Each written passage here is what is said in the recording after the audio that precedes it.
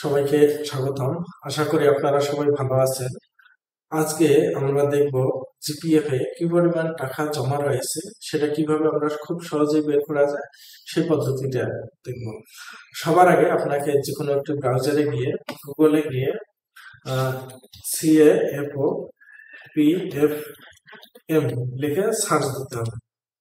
Search দিলে দেখবেন প্রথমেই office of the chief accounts officer pension and fund management যে ওয়েবসাইটটি আছে CAFO PFM.gov.bd এই ওয়েবসাইটটিতে প্রবেশ করতে হবে। এই ওয়েবসাইটটিতে প্রবেশ করলেই আপনারা একটু নিচে স্ক্রল করলে দেখতে পাবেন pension payment information, GPF information এবং জিআরএস। আপনার এখান থেকে জিপিএফ ইনফরমেশনে ক্লিক, এই যে হেয়ার এখানে ক্লিক করতে হবে। তাহলে ক্লিক করলে আপনার এখানে একটি এনআইডি কার্ড নাম্বার দিতে হবে এবং একটি ফোন নাম্বার।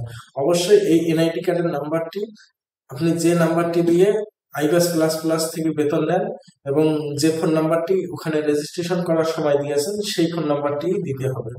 আমি আমার এনআইডি কার্ডের নাম্বার ও ফোন নাম্বারটি দিচ্ছি, আপনারা অবশ্যই আপনাদের এনআইডি কার্ডের নাম্বার এবং ফোন নাম্বার দিয়ে যদি আমরা সাবমিট দেই তাহলে দেখবেন একটি ওটিপি আপনাদের ফোনে চলে আসবে। আমার ফোনে আমি দেখি,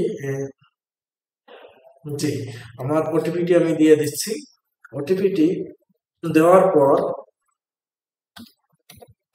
আমরা সাবমিট বাটনে ক্লিক আমরা সাবমিট করলে দুটি অপশন দেখা যাবে, একটি আছে জিপিএফ অ্যাকাউন্ট স্লিপ এবং জিপিএফ সাবসিডারি লেজার। এখন আমরা অ্যাকাউন্ট স্লিপে মূলত আমাদের এক বছরে আমি যে পরিমাণ অর্থাৎ 23-24 অর্থ বছরে আমি কি পরিমাণ টাকা জমাইছি, এখান থেকে কি পরিমাণ আমি প্রফিট পাইছি সেটা আমি দেখতে পাবো। আমরা যদি 23-24-এর ক্লিক করি, দিয়ে আমরা ক্লিক দিয়ে দেখি এই যে আমার যে স্টেটমেন্ট সেটি ওপেন হয়েছে। স্টেটমেন্টে আমি কত টাকা জমাইছি, কত টাকা আমি প্রফিট পেয়েছি এবং আমার ক্লোজিং ব্যালেন্স কত ছিল সেটি আমার এখানে দেখা যাবে।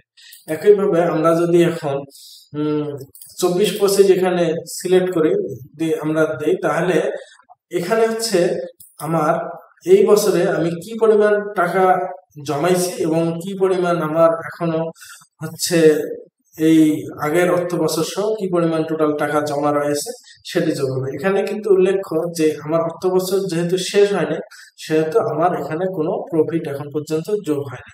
এভাবে আমরা খুব সহজে আমাদের জিপিএফ এ অ্যাকাউন্টের পরিমাণ, টাকার পরিমাণ আমরা দেখতে পাবো। ধন্যবাদ সবাইকে।